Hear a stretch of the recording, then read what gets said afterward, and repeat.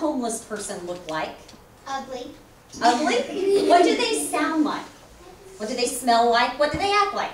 You can just yell them out. They stink and they have lots of hair. Have lots of hair? Yeah, and they wear raggedy clothes. They stink, they wear raggedy clothes. Anything else? They smell like pee. They smell like pee. They pee in a box. Okay, so you said that a homeless person is ugly. They have lots of hair. They might smell like pee.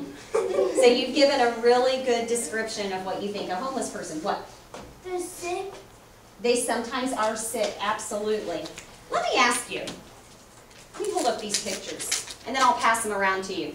Does this kind of look like the idea you have of a homeless person? Yes. Okay, I'm going to pass these around. I'll start there. Just pass them around. Well, I'm here today to let you know that homeless people actually are a lot more like you and I than what you guys might think. A lot of families are only an accident or an illness or a job loss away from losing their home. And I'm here today because I'm helping out Haven House Emergency Shelter. They're located in Hamilton. And I'm going to educate you about the homeless. And I'm going to let you know what you can do to help them out. I really appreciate you guys listening today. I know you're going to be earning a badge. And I also have a specific reason for being here. I am in a business and professional communications course. And this is a course project for me.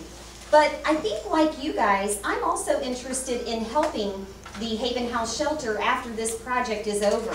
And maybe we can discuss some other ways that we can all work together and do that. The fact is, there's a lot of myths out there about homelessness. And I want you to understand what that difference is between facts and myths. Do you guys know what myths are? What's a myth? Somebody just yell out an answer. A myth, a fairy tale. So our fairy Something tale. that people say, but it's not true. Something that people say that's not true. Absolutely. Well, the first thing I'm going to talk about is to tell you some true stories about some people who were previously successful, but they became homeless. Then we're going to talk about some of the myths of homelessness and what is actually the truth. And finally, we're going to talk about the work of Haven House Emergency Shelter and some of the things that they do and what we can do to help them. This is Richard Lemieux. Looks pretty normal, huh? Yeah. Richard Lemieux had a very successful publishing company. He lived in a really large house. His house was 5,600 square feet.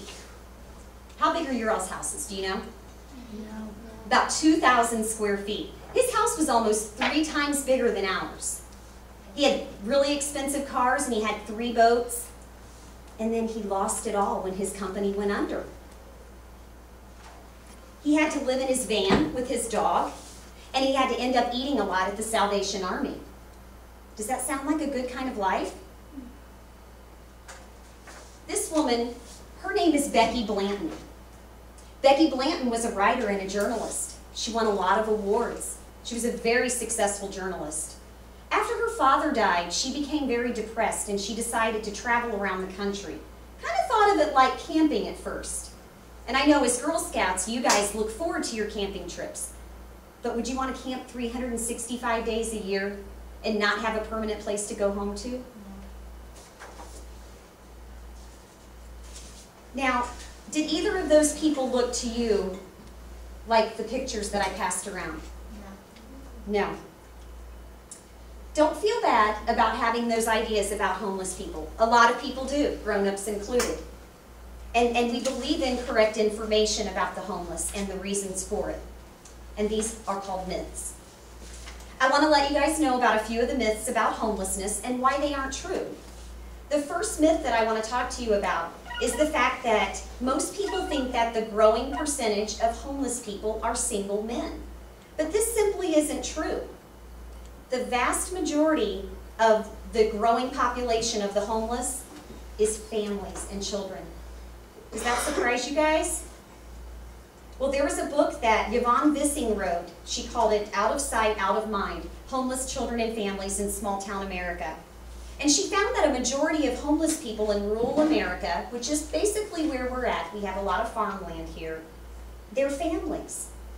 And also, according to the U.S. Conference of Mayors, 23% of the total homeless population in this country is families. The second myth that I want to talk to you about is that homeless people commit more violent crimes than housed people. The fact is, there was a study done by a lady named Dr. Pamela Fisher. She was with Johns Hopkins University, and she found that homeless people are actually more likely to commit non-violent crimes than they are to commit crimes against an actual person or their property. Now, while I'm not excusing that as a behavior, obviously it's not good to commit any kind of crime. The myth is always out there that homeless people will hurt us. But the fact is, they actually commit more non-violent crimes. The third myth that I want to talk to you about is that homeless people don't work and they get most of their money from public assistance like welfare. Well, according to a 2002 study by the Urban Institute, 45% of homeless adults have worked in the past 30 days. But just having a job doesn't mean that you can afford a house payment or a rent payment. According to an article, it was written by a lady named Kara Newman in a magazine called Young Money, a person in Ohio has to make $13.14 an hour to be able to afford just a modest 2-bedroom apartment. Do you know of a lot of people that can just go out and start making $13.14 an hour to start? No. So I want you to realize that we should never judge someone or believe bad things about them unless we have our facts correct. Many people believe these myths and they don't take the time or the effort to find out about the works that are done by homeless shelters, like the Haven House Emergency Shelter. Well, here's how you can help them out. Haven House is an organization that concentrates on helping homeless children and families. Now, this is according to their website. I want to read you something from that. Beyond providing emergency shelter and food, their goals are to minimize the psychological trauma of homelessness and to facilitate the family's smoothest and most rapid transition possible to a more stable and permanent future. Kind of confusing, huh? In plain English, they provide food and shelter and clothing, and they try to find a way for families to get into permanent houses. But they can't do it alone. They need organizations like the Girl Scouts, and they need individual people to donate the basic needs that these families have. Now, I think that Rhonda and Bobby had handed you all out a list earlier of some things that you could help us out with by donating. Most of these items are things you already probably have in your homes. And there might even be some parents here tonight who can offer to maybe donate some of their time to help the residents there at Haven House. They always need help with resumes, with interviewing skills, with transportation. Sometimes they need suits or a nice dress to wear for an interview. There's a lot of needs that we just don't think about. And I want you all to know that just because you're young, you still have a lot of power to make a less fortunate child's life a whole lot better so that they're more like you and that they have those toys and those coats in the winter and they have a good Christmas, those kinds of things. So today we've discussed the real lives of a couple of homeless people.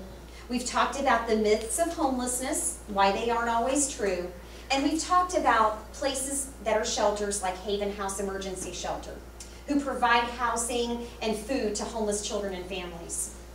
I didn't come here to make you guys feel bad. I want you to know, though, that with your help, the homeless are able to find better jobs and permanent homes. Now remember I talked to you at the beginning about Richard Lemieux and Becky Blanton? I'll hold their pictures up again. This is Richard and Becky. The reason that I'm able to tell you about Richard is because he wrote a book, a very famous book about homelessness called Breakfast at Sally's. And he was able to write this about his experience while he was homeless. And because of this, he was able to get himself out of that situation. And he has a home, he has a family again, he's reconnected with his children. And Becky Blanton, Becky has started writing again as well. And she's winning awards, she's doing a lot of good, she's been able to move into a new apartment, and she's really gotten back on her feet.